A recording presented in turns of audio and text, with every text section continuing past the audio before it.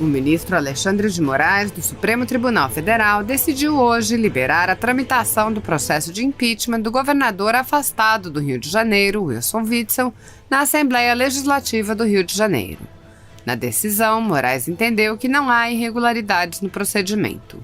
O ministro derrubou a decisão do presidente do STF, Dias Toffoli, que em julho concordou com o pedido de suspensão da tramitação do impeachment feito pela defesa do governador e determinou que o procedimento deveria continuar somente após outra comissão ser eleita, conforme as regras definidas na liminar. Na semana passada, a Procuradoria-Geral da República enviou ao STF parecer a favor do rito adotado pela LERJ.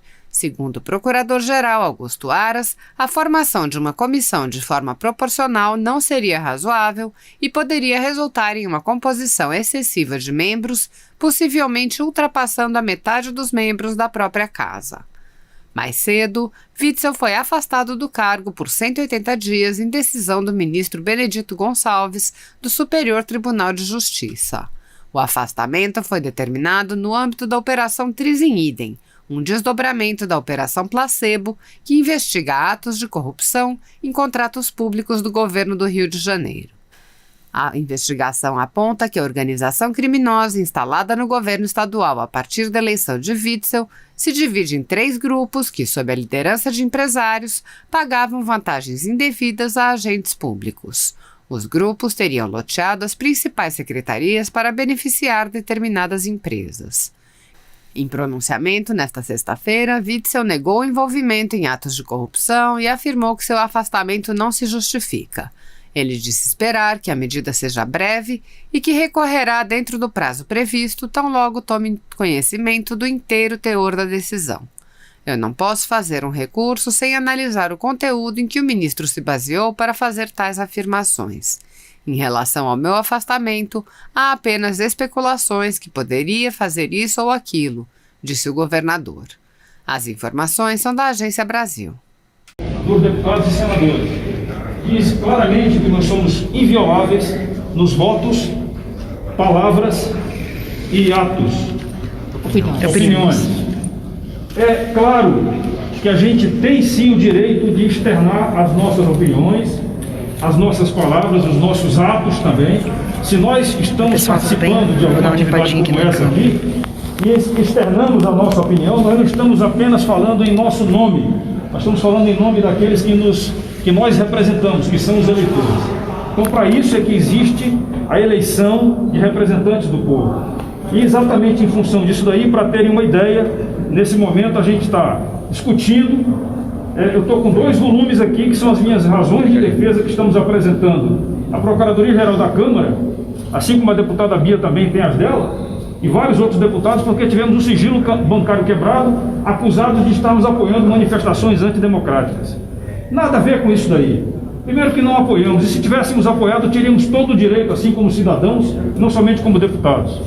E a acusação de que a gente fez uso de verba parlamentar, de verba pública, para a divulgação da atividade parlamentar, também é uma coisa apurada, porque todos têm essa verba, ela está legal, ela está legalizada, reconhecida, e não tem motivo de estarmos sendo atacados. A agressão que é feita à Câmara dos Deputados e ao Senado Federal com esse inquérito 4828, ela precisa ser contestada, porque ela pode ser o começo de muitas coisas. A gente tem preocupação quanto a isso, e a nossa liberdade de expressão, ela precisa continuar acontecendo. E lembrando que nós também tivemos o cerceamento da liberdade de imprensa, quando alguns blogs, que é a mídia não tradicional, também tiveram seus materiais apreendidos e estão impedidos de fazer uso da palavra, externando aquilo que as pessoas que assistem a eles, elas possam ouvir e ver o que eles estão fazendo. Então a gente precisa sim ter muito cuidado com isso, e mais preocupação agora, deputada Bia, com o PL das fake news, esse PL 2630 que está chegando aqui na Câmara, que já chegou na Câmara, e que a gente tem uma preocupação sim, porque ele pode cessear a nossa liberdade de expressão, não somente do deputado, dos brasileiros como um todo. A Constituição existe para isso, a gente precisa fazer com que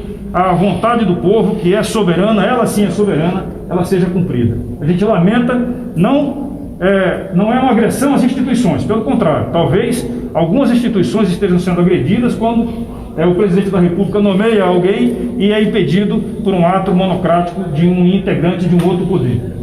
Essa é a realidade que a gente está vivenciando e a gente quer hoje aqui fazer um chamamento que mais deputados e senadores possam se juntar a nós para que a gente possa estar juntos nessa discussão em prol da nossa liberdade, liberdade de expressão, liberdade de opinião, liberdade de imprensa e também da nossa inviolabilidade como deputados federais.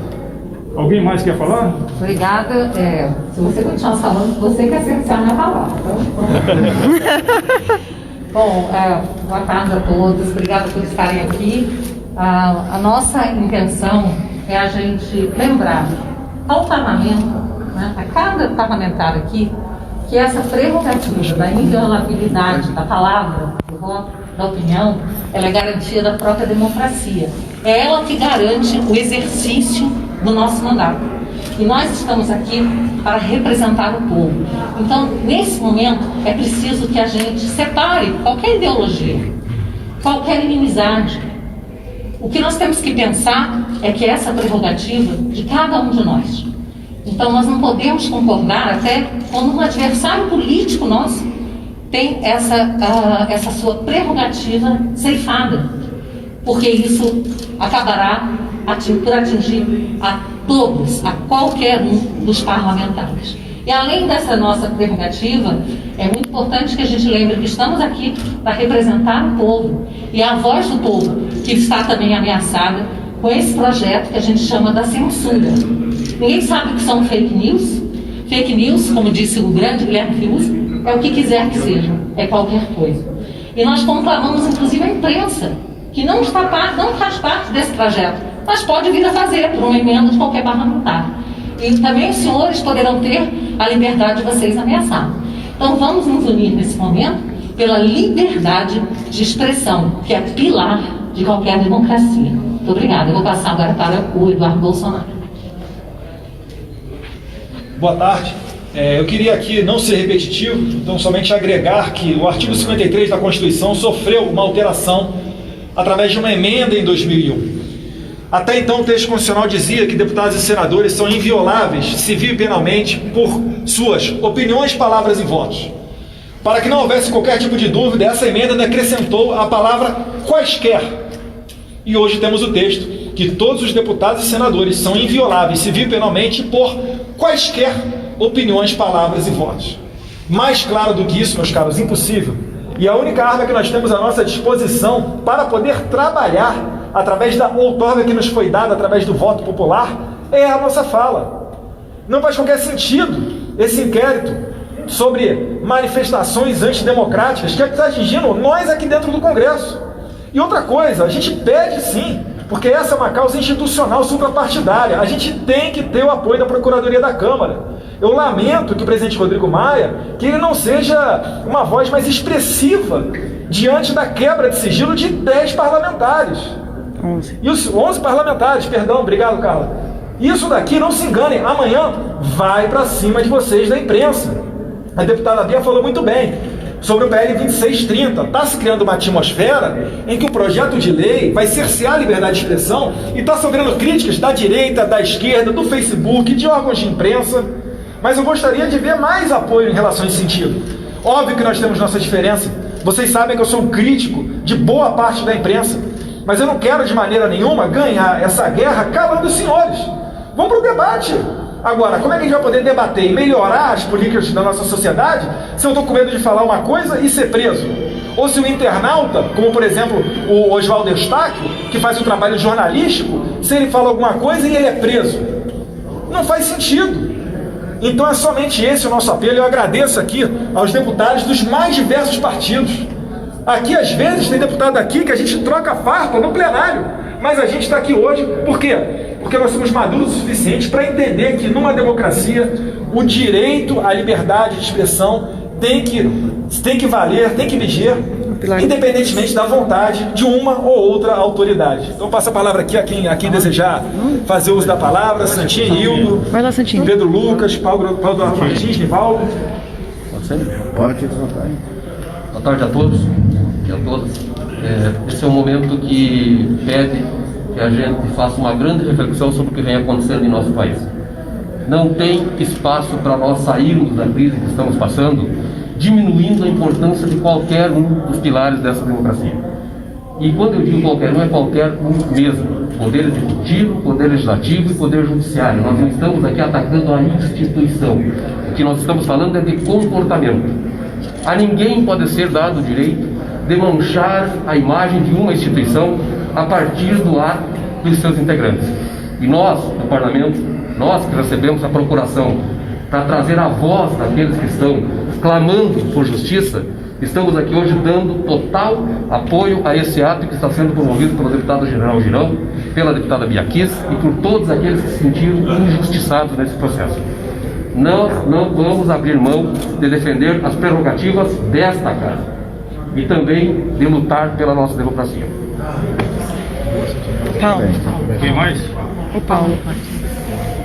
Jornalista. Boa tarde a todos.